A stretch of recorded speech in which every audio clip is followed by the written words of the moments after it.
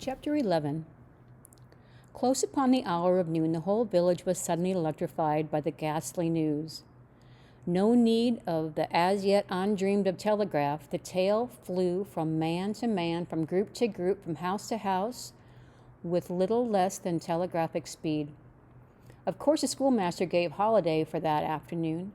The town would have thought strange of him if he had not. A gory knife had been found close to the murdered man. It had been recognized by somebody as belonging to Muff Potter, so the story ran. And it was said that a belated citizen had come upon Potter washing himself in the branch about 1 or 2 o'clock in the morning, and that Potter had at once sneaked off suspicious circumstances, especially the washing, which was not a habit with Potter. It was also said that the town had been ransacked for this murderer. The public are not slow in the matter of shifting evidence and arriving at the verdict, but that he could not be found. Horsemen had departed down all the roads in every direction, and the sheriff was confident that he would be captured before the night. All the town was drifting toward the graveyard. Tom's heartbreak vanished, and he joined the procession, not because he would not 1,000 times rather go anywhere else, but because an awful, unaccountable fascination drew him on. Arrived at the dreadful place, he wormed his small body through the crowd and saw the dismal spectacle. It seemed to him an age since he was there before. Someone pinched his arm. He turned and his eyes met Huckleberry's. They both looked elsewhere at once and wondered if anybody had noticed anything in their mutual glance. But everybody was talking and intent upon the grisly spectacle before them. Poor fellow, poor young fellow. This ought to be a lesson to grave robbers. Muff Potter'll hang for this if they catch him. This was the drift of the remark, and the minister said, "It was a judgment. His hand was here." Now Tom shivered from head to heel, for his eye fell upon the solid face of Injun Joe. At this moment the crowd began to sway and struggle, and the voices shouted, "It's him! It's him! He's coming himself!" Who? Who? From 20 voices. Muff Potter. Halo, he's stopped. Look out, he's turning. Don't let him get away. People in the branches of the trees over Tom's head said he wasn't trying to get away. He only looked doubtful and perplexed. Infernal impudence, said a bystander. Wanted to come and take a quiet look at his work. I reckon didn't expect any company. The crowd fell apart now, and the sheriff came through, ostentatiously leading Potter by the arm. The poor fellow's face was haggard, and his eyes showed the fear that was upon him. When he stood before the murdered man, he shook as with palsy, and he put his face in his hands and burst into tears. "I didn't do it, friends," he sobbed. "'Pon my word and honor, I never done it." "Who accused you?" shouted a voice. This shot seemed to carry home. Potter lifted his face and looked around him with pathetic hopelessness in his eyes. He saw Injun Joe and exclaimed, "Oh, Injun Joe, you promised me you'd never—" "Is that your knife?" And it was thrust before him by the sheriff. Potter would have fallen if they had not caught him and eased him to the ground. Then he said, "Something told me if I didn't come back and get—" Then he shuddered, and he waved his nerveless hand with a vanquished gesture and said, "Tell him, Joe, tell him. It ain't any use anymore." Then Huckleberry and Tom stood dumb and staring and heard the stony-hearted liar reel off his serene statement. They expecting every moment that the clear sky would deliver God's lightning upon his head, and wondering to see how long the stroke was delayed. And when he finished and stood alive and whole, their wavering impulse to break their oath and save the poor betrayed prisoner's life faded and vanished away. For plainly this miscreant had sold himself to Satan. It would be fatal to meddle with the property of such a power as that. "Why didn't you leave? "What did you want to come here for?" somebody said. "I couldn't help it. I couldn't help it," Potter moaned. "I wanted to run away, but I couldn't seem to come anywhere but here." And he fell to sobbing again. Injun Joe repeated his statement just as calmly a few minutes afterward on the inquest under oath, and the boys, seeing that the lightnings were still withheld, were confirmed in their belief that Joe had sold himself to the devil. He was now become to them the most balefully interesting object they had ever looked upon, and they could not take their fascinated eyes from his face. They inwardly resolved to watch him nights when opportunity should offer, in the hope of getting a glimpse of his dread master. Injun Joe helped to raise the body of the murdered man and put him in a wagon for removal, and it was whispered through the shuddering crowd that the wound bled a little more. The boys thought that this happy circumstance would turn suspicion in the right direction, but they were disappointed, for more than one villager remarked, "It was within 3 feet of Muff Potter when it was done, when it done it." Tom's fearful, secret, and gnawing conscience disturbed his sleep for as much as a week after this, and at breakfast one morning Sid said, "Tom, you pitch around and talk in your sleep so much that you keep me awake half the time." Tom blanched and dropped his eyes. "It's a bad sign," said Aunt Polly gravely. "What you got on your mind, Tom?" Nothing that I know of," but the boy's hands shook so they spilt his coffee. And you do talk such stuff," Sid said. "Last night you said, 'It's blood, that's what it is.' You said it over and over. And you said, 'Don't torment me so, I'll tell.' Tell what? What is it you'll tell?" Everything was swimming before Tom. There is no telling what might have happened now, but luckily the concern passed out of Aunt Polly's face, and she came to Tom's relief without knowing it, and she said, "Sho, it's that dreadful murder. I dream about it most every night myself. Sometimes I dream it's me that's done it." Mary said she'd been affected much the same way. Sid seemed satisfied. Tom got out of the presence as quickly as he possibly could, and after that he complained of a toothache for a week and tied up his jaw every night. He never knew that Sid lay nightly watching and frequently slipped the bandage free and leaned on his elbow listening a good while at a time, and afterwards slipped the bandage back into its place. Tom's distress of mind wore off gradually, and the toothache grew irksome and was discarded. If Sid really managed to make anything out of Tom's disjointed mutterings, he kept it to himself. It seemed to Tom that his schoolmates never would get done holding inquests on dead cats, and thus keeping his trouble present to his mind. Sid noticed that Tom never was corner at one of these inquiries, though it had been his habit to take the lead in all new enterprises.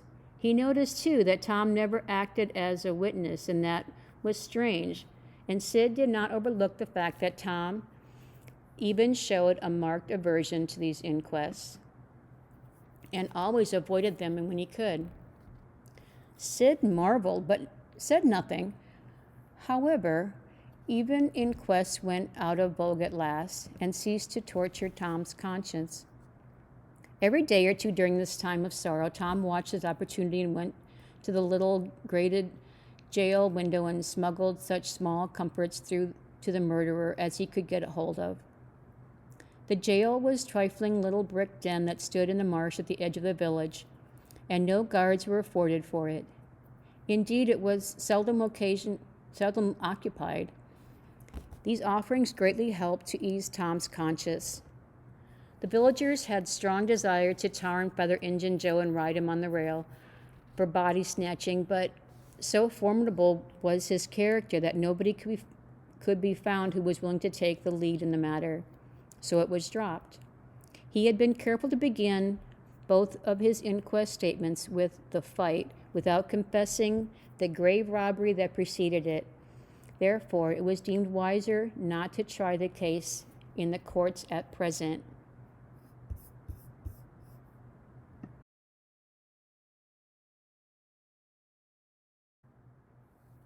Chapter 12. One of the reasons why Tom's mind had drifted away from its secret troubles was that it had found a new and weighty matter of interest itself about. Becky Thatcher had stopped coming to school. Tom had struggled with his pride a few days and tried to whistle her down the wind, but failed. He began to find himself hanging around her father's house nights and feeling very miserable. She was ill. What if she should die? There was distraction in the thought. He no longer took an interest in war, nor even piracy. The charm life was gone. There was nothing but dreariness left. He put his hoop away and his bat. There was no joy in them anymore. His aunt was concerned. She began to try all manner of remedies on him. She was one of these people who were infatuated with patent medicines and all newfangled methods of producing health or mending it. She was an inveterate experimenter in these things. When something fresh in this line came out, she was in a fever right away to try it, not on herself, for she was never ailing, but on anybody else that came handy. She was a subscriber to all the health periodicals and periodical frauds, and the solemn ignorance they were inflated with was breath to her nostrils.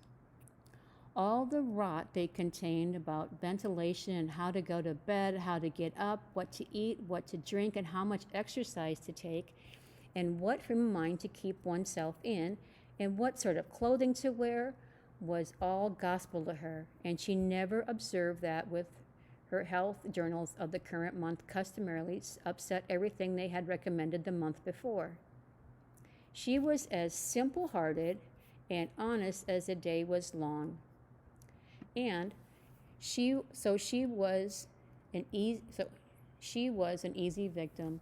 She gathered together her quack periodicals and her quack medicines, and thus armed with death went about on her pale horse, metaphorically speaking, with hell following after. But she never suspected that she was not an angel of healing and the balm of Gilead in disguise to the suffering neighbors. The water treatment was new now, and Tom's low condition was a windfall to her. She had him out at daylight every morning, stood him up in the woodshed, and drowned him with a deluge of cold water.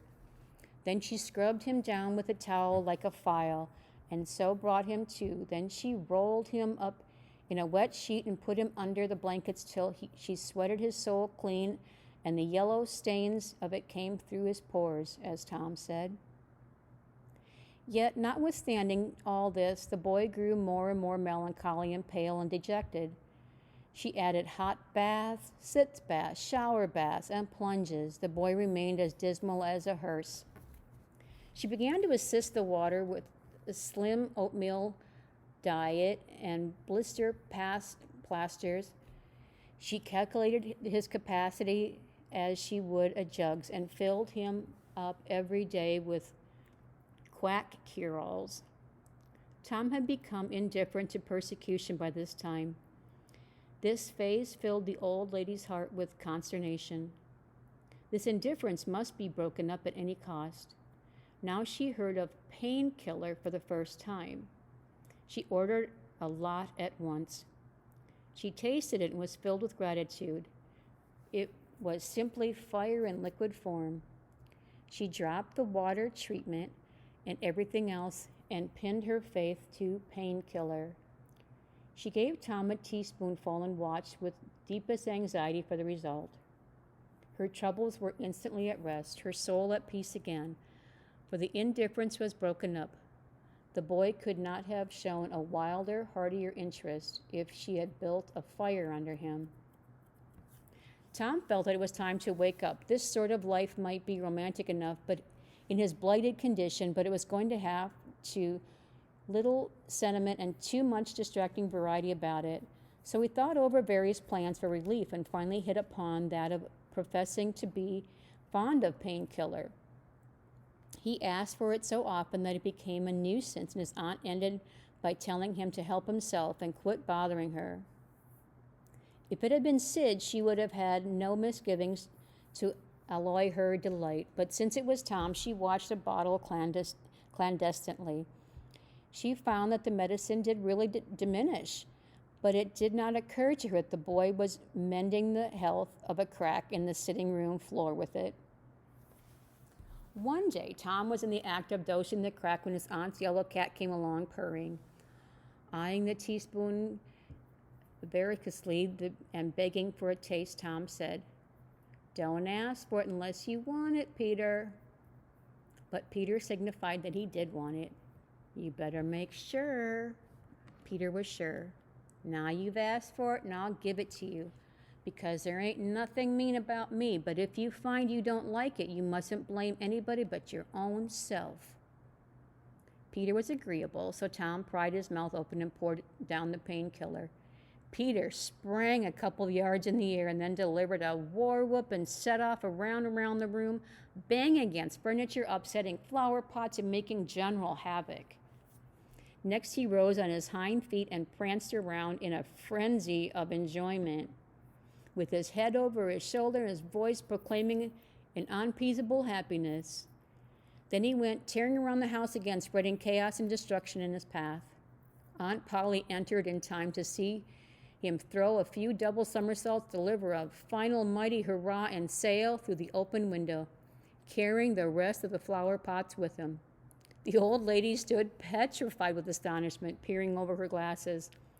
Tom lay on the floor, expiring with laughter. "Tom, what on earth ails that cat?" "I don't know, Aunt," gasped the boy. "Why, I never see anything like it. What did make him act so?" "Indeed, I don't know, Aunt Polly. Cats always act silly when they're having a good time."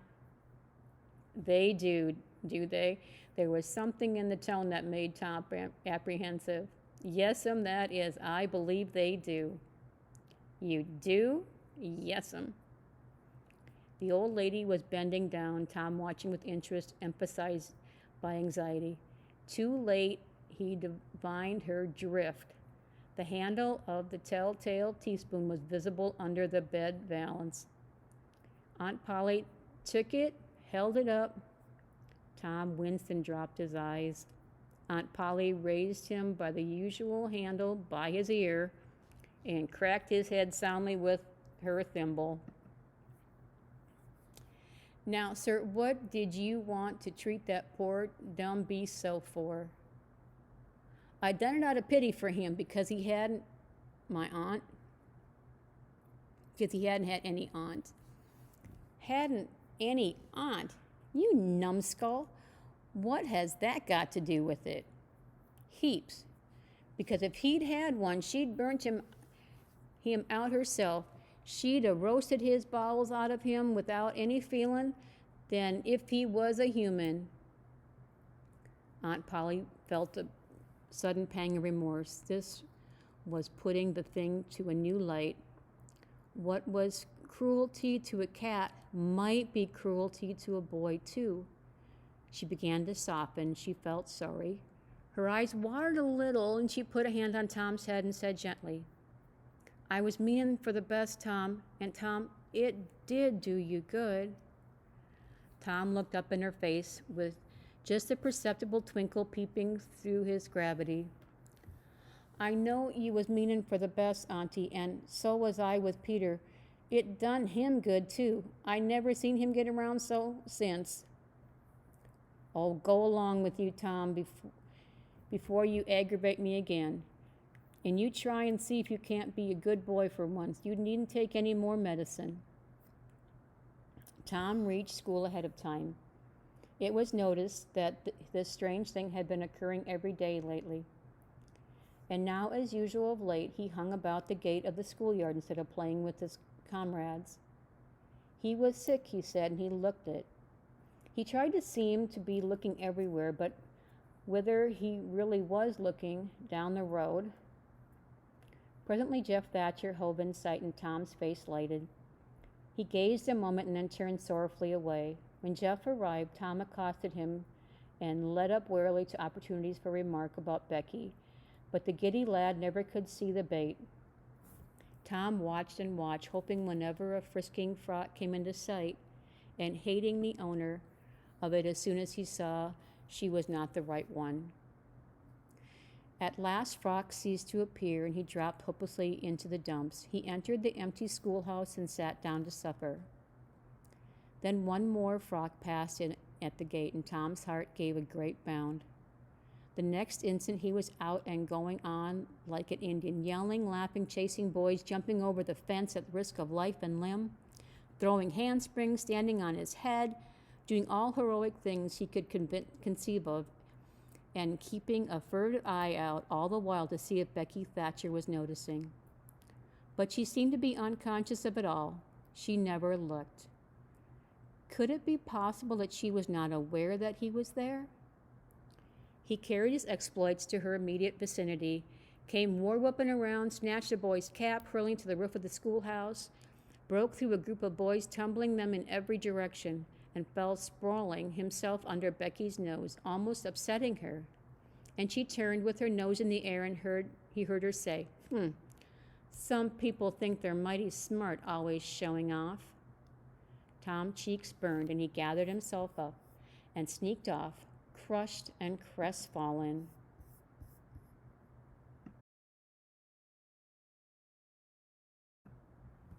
Chapter 13. Tom's mind was made up now. He was gloomy and desperate. He was a forsaken, friendless boy, he said. Nobody loved him. When they found out what they had driven him to, perhaps they would be sorry. He had tried to do right and get along, but they would not let him, since nothing would do them but to be rid of him. Let it be so, and let them blame him for the consequences. Why shouldn't they? What right had the friendless to complain? Yes, they had forced him to it at last. He would lead a life of crime. There was no choice. By this time he was far down Meadow Lane, and the bell for school to take up tinkled faintly upon his ear. He sobbed, now to think he should never hear that old familiar sound any more. It was very hard, but it was forced on him, since he was driven out into the cold world. He must submit, but he forgave them. Then the sobs came thick and fast. Just at this point, he met his soul's sworn comrade, Joe Harper, hard-eyed and with evidently a great and dismal purpose in his heart. Plainly here were two souls with but a single thought. Tom, wiping his eyes with his sleeve, began to blubber out something about a resolution to escape from hard usage and lack of sympathy at home by roaming abroad into the great world, never to return, and ended by hoping that Joe would not forget him. But it transpired that this was a request which Joe had just been going to make of Tom, and had come to hunt him up for that purpose. His mother had whipped him for drinking some cream which he had never tasted and knew nothing about. It was plain that she was tired of him and wished him to go. If she felt that way, there was nothing for him to do but succumb. He hoped that she would be happy and never regret having driven her poor boy out into the unfeeling world to suffer and die. As the two boys walked soaring along, they made a new compact to stand by each other and be brothers and never separate until death relieved them of their troubles. Then they began to lay their plans. Joe was for being a hermit and living on a crust in a remote cave and dying sometime of cold and want and grief. But after listening to Tom, he conceded that there were some conspicuous advantages about a life of crime, and so he consented to be a pirate. 3 miles below St. Petersburg, at a point where the Mississippi River was a trifle over a mile wide, there was a long, narrow, wooded island with a shallow bar at the end of it, and this offered well as a rendezvous. It was not inhabited, and it lay far over toward the further shore, abreast a dense and almost wholly unpeopled forest. So Jackson's Island was chosen. who were to be the subjects of their piracy was a matter that did not occur to them. Then they hunted up Huckleberry Finn, and he joined them promptly, for all careers were one to him. He was indifferent. They presently separated to meet at a lonely spot on the riverbank, 2 miles above the village at their favorite hour, which was midnight. There was a small log raft there, which they meant to capture. Each would bring hooks and lines and such provisions as he could steal in the most dark and mysterious way, as become outlaws. And before the afternoon was done, they had all managed to enjoy the sweet glory of spreading the fact that pretty soon the town would hear something. All who got this vague hint were cautioned to be mum and wait. About midnight, Tom arrived with boiled ham and a few trifles and stopped in a dense undergrowth on a small bluff overlooking the meeting place.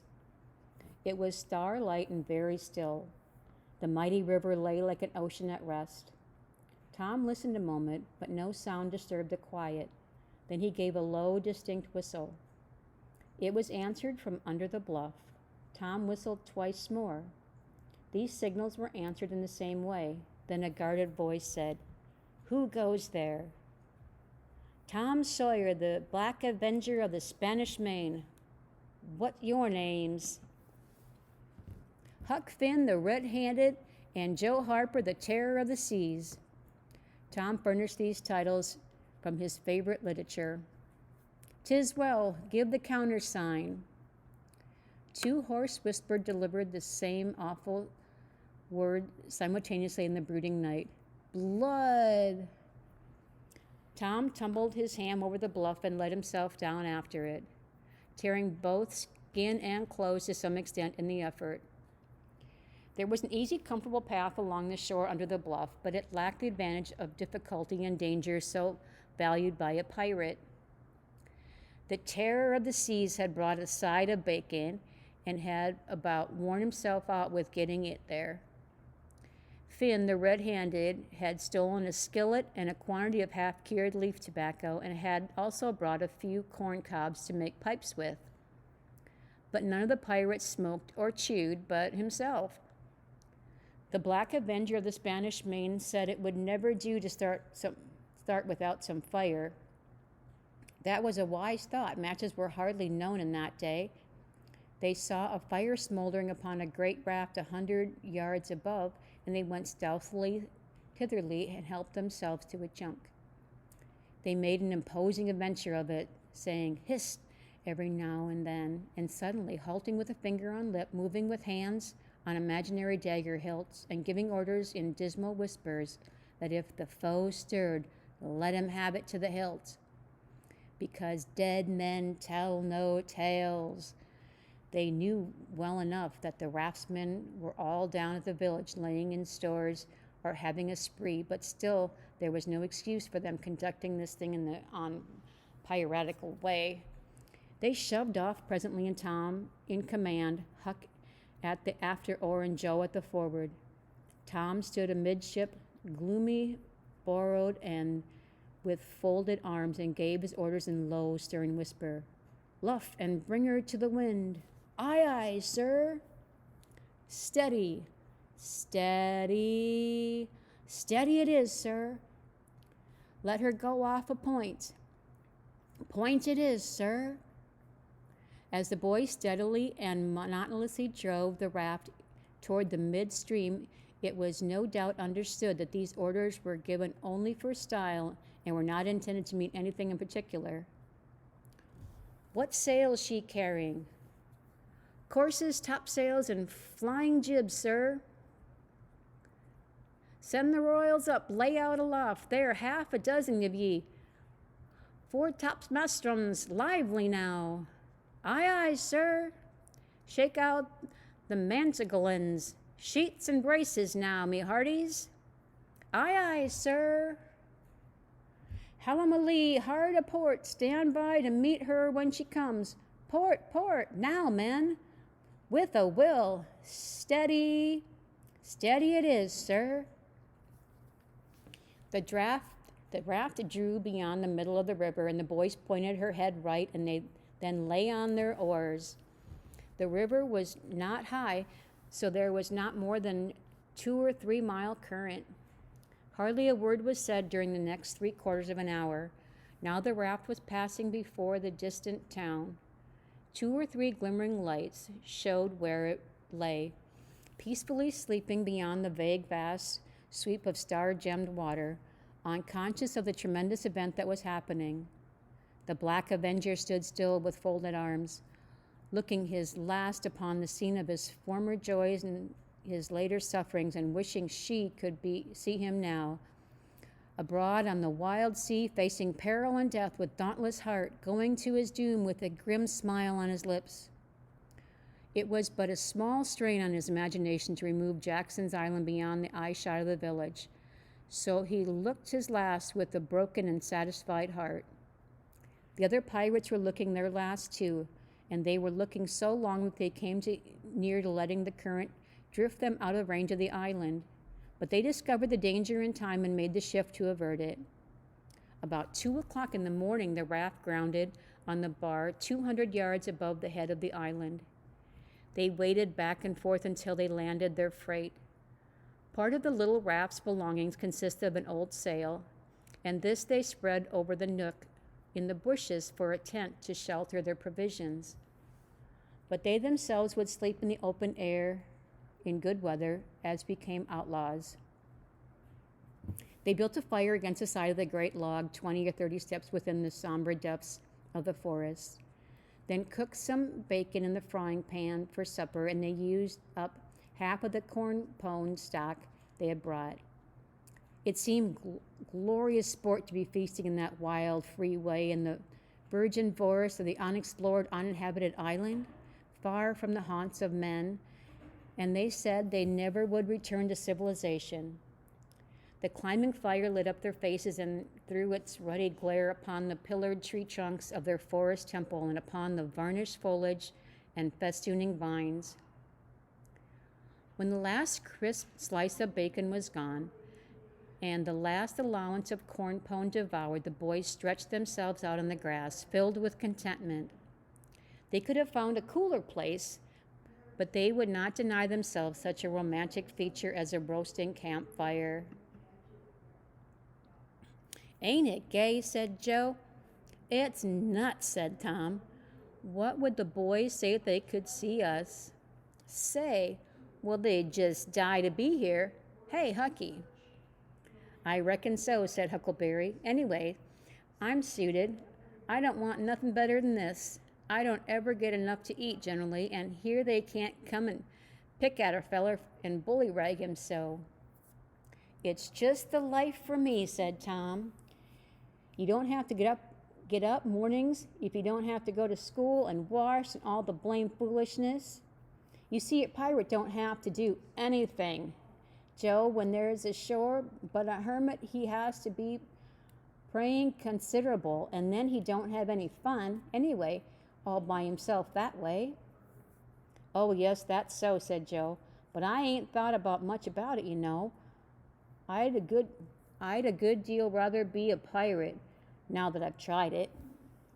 "You see," said Tom, "people don't go much on hermits nowadays, like they used to in the old times, but a pirate's always respected, and a hermit's got to sleep on the hardest place he can find and put sackcloth and ashes on his head and stand out in the rain and—" "What does he put sackcloth and ashes on his head for?" inquired Huck. "I don't know, but they got to do it. Hermits always do. You'd have to do it if you was a hermit." "Darned if I would," said Huck. "Well, what would you do?" "I don't know, but I wouldn't do that." "Why, Huck, you'd have to. How'd you get around it?" "Why, I just wouldn't stand it. I'd run away." "Run away? Well, you would be a nice old slouch of a hermit. You'd be a disgrace." The red-handed made no response, being better employed. He had finished gouging out a cob and now fitted a weed stem into it, loaded it with tobacco, and pressed the coal to the charge, and blowing out a cloud of fragrant smoke. He was in the full bloom of luxurious contentment. The other pirates envied him this majestic vice and secretly resolved to acquire it shortly. Presently Huck said, "What does pirates have to do?" Tom said, "Oh, they just have a bully time. Take ships and burn them and get money and bury it in awful places in their island where there's ghosts and things to watch it, and kills everybody in the ships, makes them walk the plank." "And they carry the women to the island?" said Joe. "They don't kill the women?" "No," assented Tom. "They don't kill the women. They're too noble, and the women's always beautiful, too." "And don't they wear the bulliest clothes?" "Oh, no, all the gold and silver and diamonds," said Joe with enthusiasm. "Who?" said Chuck. "Why, the pirates." Huck scanned his own clothing forlornly. "I reckon I ain't dressed fittin' for a pirate," said he, with a regretful pathos in his voice. "But I ain't got none of those." But the other boys told him that the fine clothes would come fast enough after they should have begun their adventures. They made him understand that his poor rags would do to begin with, though it was customary for wealthy pirates to start with proper wardrobe. Gradually their talk died out and drowsiness began to steal upon the eyelids of the little waifs. The pipe dropped from the fingers of the red-handed, and he slept the sleep of the conscience free and weary. The terror of the seas and the Black Avenger of the Spanish Main had more difficulty in getting to sleep. They said their prayers inwardly and laying down, since there was nobody there with authority to make them kneel and recite it aloud. In truth, they had a mind not to say them at all, but they were afraid to proceed to such lengths as that, lest they might call down a sudden and special thunderbolt from heaven. Then at once they reached and hovered upon the imminent verge of sleep. But an intruder came now that would not down. It was conscience. They began to feel a vague fear that they had begun doing a wrong runaway. The next, they thought of the stolen meat, and then the real torture came. They tried to argue it away by reminding conscience that they had purloined sweetmeats and apples scores of times, but conscience was not to be appeased by such thin plausibilities. It seemed to them in the end that there was no getting around the stubborn fact that talking sweetmeats was only hooking, while taking bacon and hams, such valuables, was plain, simple stealing, and there was a command against that in the Bible. So they inwardly resolved that so long as they remained in the business, their piracy should not again be sullied with crime of stealing. Then conscience granted a truce, and these curiously inconsistent pirates fell peacefully to sleep.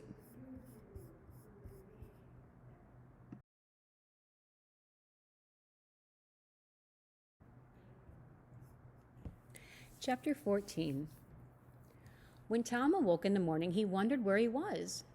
He sat up and rubbed his eyes and looked around. Then he comprehended. It was the cool gray dawn, and there was a delicious sense of repose and peace in the deep, pervading calm and silence of the woods. Not a leaf stirred, not a sound obtruded upon the great nature's meditation. Beaded dewdrops stood upon the leaves and the grasses. A white layer of ashes covered the fire, and a thin blue breath of smoke rose straight into the air. Joe and Huck still slept. Not far away in the woods, a bird called. Another answered. Presently the hammering of a woodpecker was heard. Gradually the cool, dim gray of the morning whitened, and gradually sounds multiplied and life manifested itself. The marvel of nature shaking off sleep and going to work unfolded itself to the musing boy.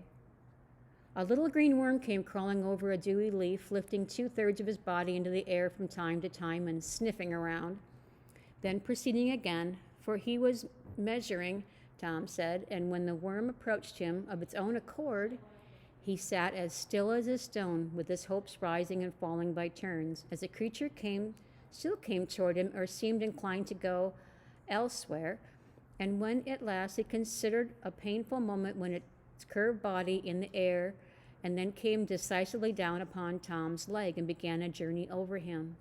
His whole heart was glad.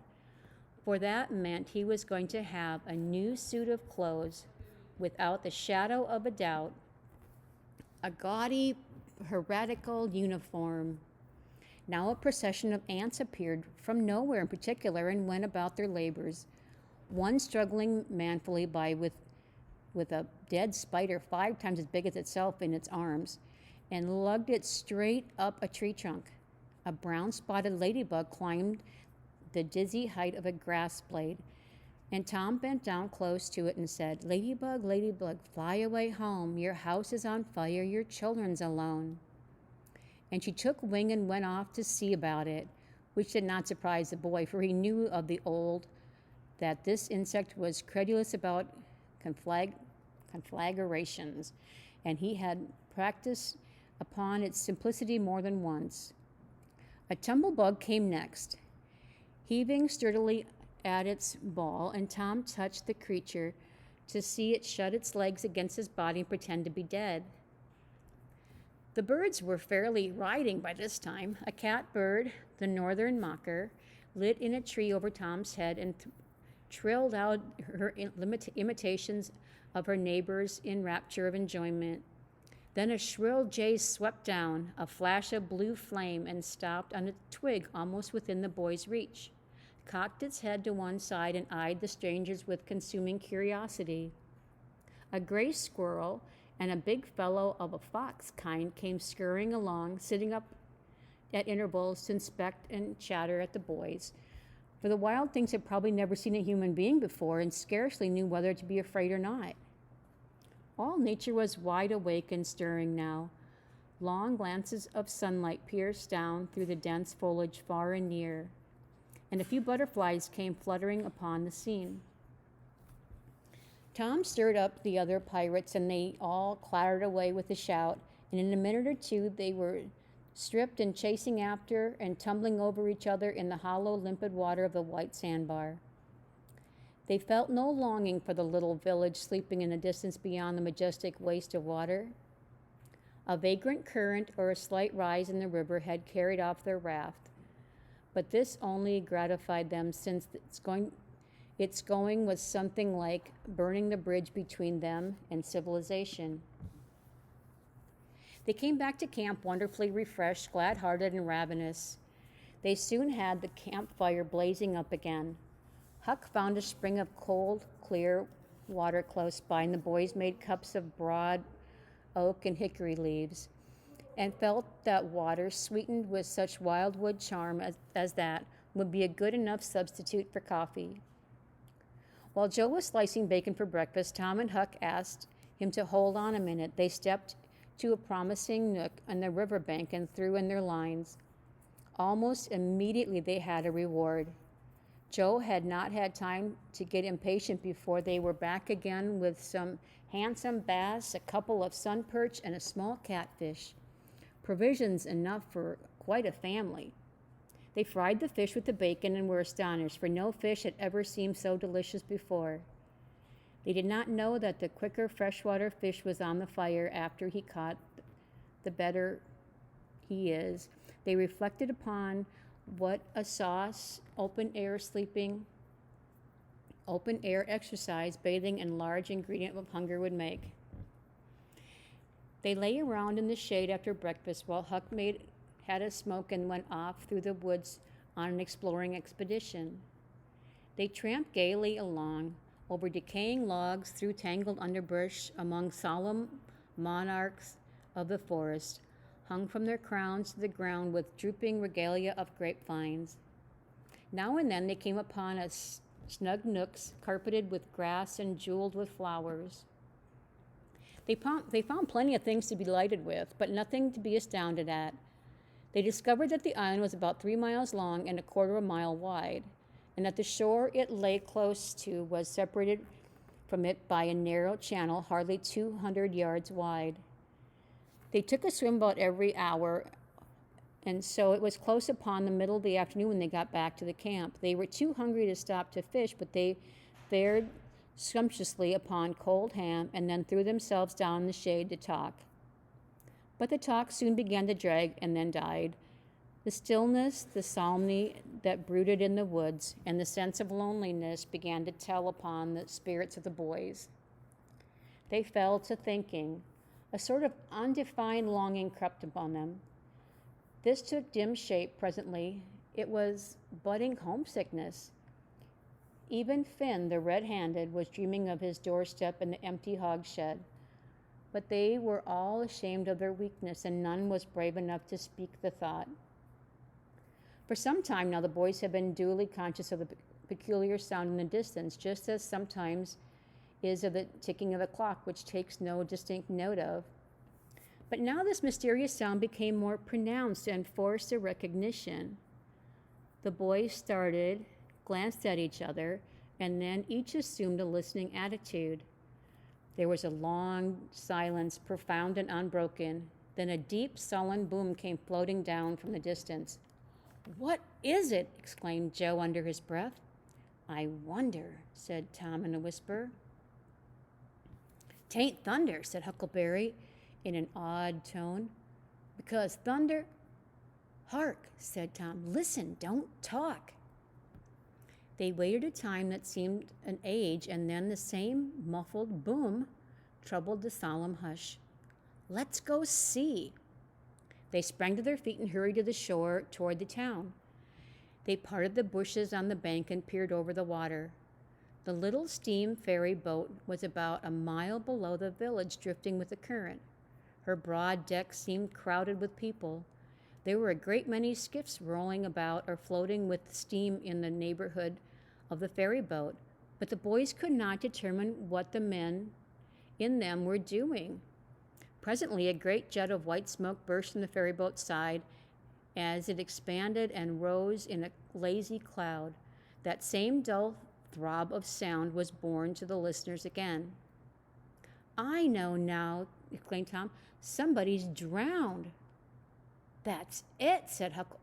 "They'd done the last summer. When Bill Turner got drowned, they shot a cannon over the water, and that makes him come up to the top. Yes, they take loaves of bread and put quicksilver in 'em and set 'em afloat. And wherever there's anybody that's drowned, they'll float right there and stop." "Yes, I've heard about that," said Joe. "I wonder what makes the bread do that." "Oh, it ain't the bread so much," said Tom. "I reckon it's mostly what they say over it before they started out." "But they don't say anything over it," said Huck. "I've seen 'em, and they don't." "Well, that's funny," said Tom. "But maybe they say it to themselves." "Of course they do. Anybody might know that." The boys agreed that there was a reason in what Tom said, because an ignorant lump of bread, uninstructed by an incantation, could not be expected to act very intelligently when set upon an errand of such gravity. "By jings, I wish I was over there now," said Joe. "I do too," said Huck. "I'd give heaps to know who it is." The boys still listened and watched. Presently a revealing thought flashed through Tom's mind, and he exclaimed, "Boys, I know who's drowned. It's us." They felt like heroes in an instant. Here was a gorgeous triumph. They were missed, they were mourned, hearts were breaking on their account. Tears were being shed, accusing memories of unkindness these poor lost lads were rising up, and unavailing regrets and remorse were being indulged. And best of all, the departed were the talk of the whole town and the envy of all the boys as far as this dazzling notoriety was concerned. This was fine. It was worthwhile to be a pirate after all. As twilight drew on, the ferry boat went back to her accustomed business and the skiffs disappeared. The pirates returned to camp. They were jubilant with vanity over their new grandeur and illustrious troubles they were making. They caught fish, cooked supper, and ate it, and then fell to guessing at what the village was thinking and saying about them. And the pictures they drew of the public distress on their account were gratifying to look upon, from their point of view. But when the shadows of night closed them in, they gradually ceased to talk and sat gazing into the fire, with their minds evidently wandering elsewhere. The excitement was gone. Now, when Tom and Joe could not keep back thoughts of certain persons at home who were not enjoying this fine frolic as much as they were, misgivings came and they grew troubled and unhappy. A sigh or two escaped unawares. By and by, Joe timidly ventured upon the roundabout feeler as to how the others might look upon a return to civilization. Not right now, but Tom withered him with derision. Huck, being uncommitted as yet, joined in with Tom, and the waverer quickly explained that he was glad to get out of the scrape with as little taint of chicken-hearted homesickness clinging to his garments as he could. Mutiny was effectually laid to rest for a moment. As the night deepened, Huck began to nod and presently to snore. Joe followed next. Tom lay upon his elbow motionless for some time, watching the two intently. At last he got up cautiously on his knees and went searching among the grass and the flickering reflections flung by the campfire. He picked up and inspected several large cylinders of thin white bark of a sycamore, and finally chose two which seemed to suit him. Then he knelt by the fire and painfully wrote something upon each of these with his red keel. One he rolled up and put in his jacket pocket, and the other he put in Joe's hat and removed it to a little distance from the owner. He also put into the hat certain schoolboy treasures of almost inestimable value, among them a lump of chalk, an India rubber ball, 3 fish hooks, and one-of-a-kind marbles known as sure enough crystal. Then he tiptoed his way cautiously among the trees till he felt that he was out of hearing, and straightway broke into a keen run in the direction of the sandbar.